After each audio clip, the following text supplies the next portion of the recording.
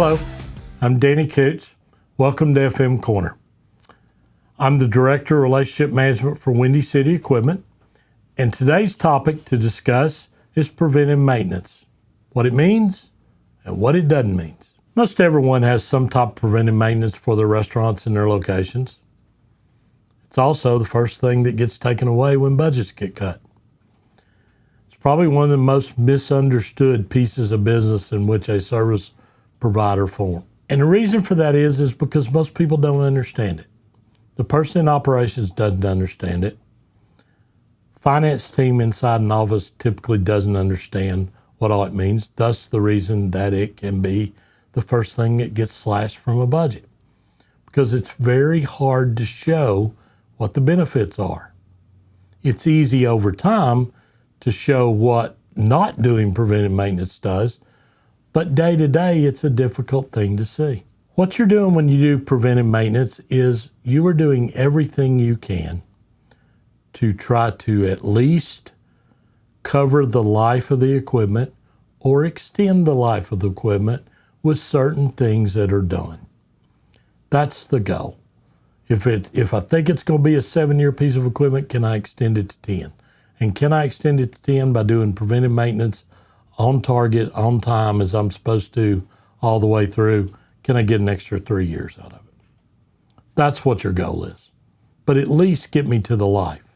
And that's the reason it gets cut many times, because you can't show what that benefit is. The other problem is, especially for operations, is I don't know why we're having a problem with this piece of equipment. You just performed PM on it. Right, we did. PM typically is cleaning and oiling and things like that. That's what preventive maintenance is, and it's looking and checking things to see if they're okay. I'll equate that to your car. You go out and walk around your car and look at your tires today, they're probably fine. That doesn't mean in 10 days you're not going to have a flat. Preventive maintenance is a lot like that. You're looking at the equipment, it's performing as it's supposed to, nothing irregular shows up or anything like that. It doesn't mean something may happen. Just because you put oil in your car and you go do a checkup doesn't mean you're not going to have a fundamental issue with your car down the road. It can happen. Preventive maintenance gives you the opportunity. Scheduled maintenance is what it ought to be called, as opposed to preventative, because it doesn't necessarily prevent it, it may extend it. So instead of a problem happening in 6 months, it happened in a year or a year and a half. And the difference was one company did PMs and the other company didn't. One thing to show your operations team is have your vendor sometimes show some of your managers who question PM and the value what they do. Show them a dirty filter that's being changed. What's it look like, the difference between one that's pulled out and a new one that's pulled in your HVAC? Or something like that on your ice machine after it hasn't been cleaned for a while, or a filter hasn't been changed in or something like that, what the difference in the quality of the ice is. Show them. The more they see and the more that you're open to letting them know what that is, the better they are to understand what it is, because they associate it with, if I do preventive maintenance, nothing's going to break.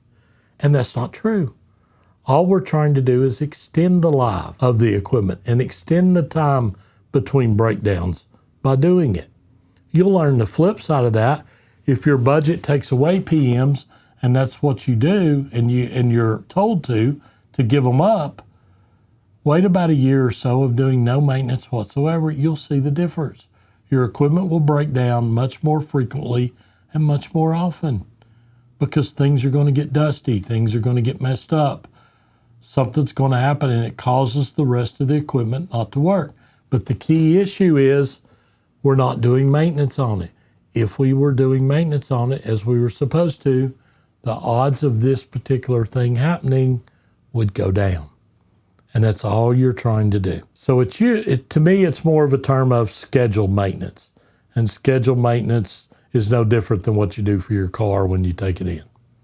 Because you're not necessarily preventing it, you're trying to extend the timeline of something breaking or going wrong. That's the reason for PMs. And again, if you have them in your company, that's great.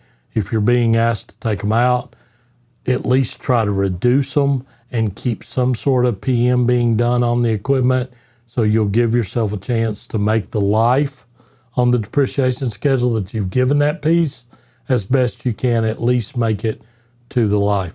Because if you take away PM for a year, year and a half, 2 years, and then you try to bring it back, you have a huge uphill climb and cost in trying to get that equipment back shape. You don't come in and clean it one time and you're back to normal. That's not how it works. It takes a long time, a lot of investment, and that cost may end up being quite a bit more than what you planned for.